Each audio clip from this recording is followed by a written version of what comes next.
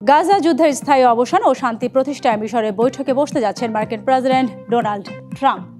থাকবেন মিশরের president CC. সোমবার দেশটির শারম আল শেখ শহরে অনুষ্ঠিত হতে যাওয়া এই সম্মেলনে অংশ নিচ্ছেন ২০ জনেরও বেশি বিশ্বনেতা। এরই মধ্যে গাজার খান ইউনিসে প্রবেশ করতে শুরু করেছে ত্রাণবাহী ট্রাক।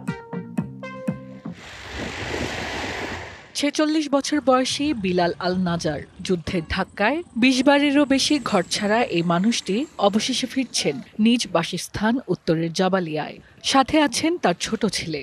ঠেলাগাড়ি ঠেলে বেঁচে থাকার শেষ সম্বলটুকু নিয়ে এভাবেই অন্যদের সাথে এগিয়ে যাচ্ছেন তিনি।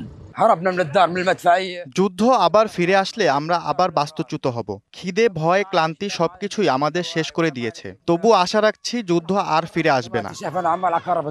নিজ বাড়ির সন্ধানে ফেরা শুরু হলেও ইসরায়েলের ফের হামলা চালানোর আতঙ্ক কাটছে না এ জনপদের মাঝে।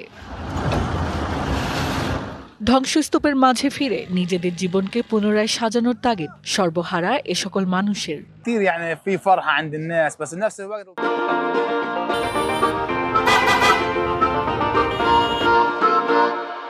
ফিরে গেলেও সেখানে আমাদের জন্য অবশিষ্ট আর কিছুই নেই। জানি না কোথা থেকে কিভাবে শুরু করব। তবুও বিশ্বাস রাখছি আবার নতুন করে আমরা ঘরবাড়ি তৈরি করব। রবিবার সকাল থেকে ইসরায়েলের কেরেম শালম সীমান্ত দিয়ে গাজায় প্রবেশ করেছে ত্রাণবাহী ট্রাক। যুদ্ধবিরতি চুক্তি কার্যকর হওয়ার পর এই প্রথম বিপুল পরিমাণ ত্রাণ ঢুকল অবরুদ্ধ এ উপত্যকায়।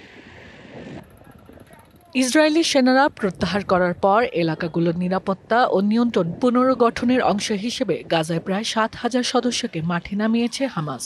একই সাথে এসব এলাকায় ৫ জন নতুন গভর্নর নিয়োগ করেছে সশস্ত্র গোষ্ঠীটি।